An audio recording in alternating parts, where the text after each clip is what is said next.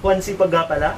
At gusto ko lang nga pala makwento ang tungkol sa mga bagay na pinaayawan ko sa mga Pilipino. Alam mo yun? Kasi ako, masipag akong mamuna ng mga ayaw ko sa mga Pinoy. Pero ito, para ang dami, masyadong madaming bagay na ayaw ko talaga sa Pilipino. Gawin ko na lang ganito. Ito, yung mga 10 bagay na ayaw ko sa mga Pilipino. So, ito na nga. Kung papipiliin ako, ibang lahi na lang kahit ano, wag lang Pilipino. Nako. Ngayon, gusto kong sabihin sa inyo yung tungkol sa 10 bagay na ayaw ko tungkol sa mga Pilipino. Okay?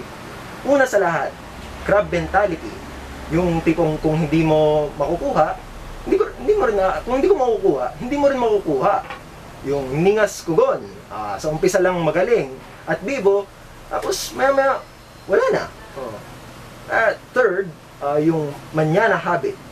Pwede ko namang gawin yun, pero mamaya na lang siguro. Yung isa pa, isa sa mga pinaka-ayoko, Filipino time. 6 AM ang usapan, magte-text siya, on the way na. Anong oras darating? 7 AM. Naku naman. Okay. Meron pa. 10 to eh. 5. Yung pang-5. Balat sibuyas. Tinama mo na nga yung pagkakamali. Lumalabas na, galit pa sila. Ikaw pa yung mali. Asan ang hustisya? Grabe. Yung, meron din, yung mga pasaway.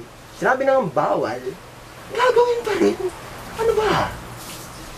Colonial mentality.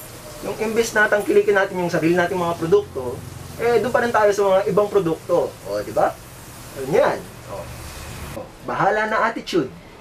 Yung walang plano, hindi sigurado, bahala na. Bahala na si Batman. Ano pa? Alam mo pa yung epal. Hindi mo na nga pinapansin. Pero grabe sila magpapansin. In short, KSP nga. Kulang sa pansin. Diba? Grabe. Yung kasalanan mo, yung hindi ko kasalanan, hindi niya kasalanan, pero kailangan may masisi tayo. So, kasalanan mo, maninisi tayo, maghahanap tayo ng masisisi.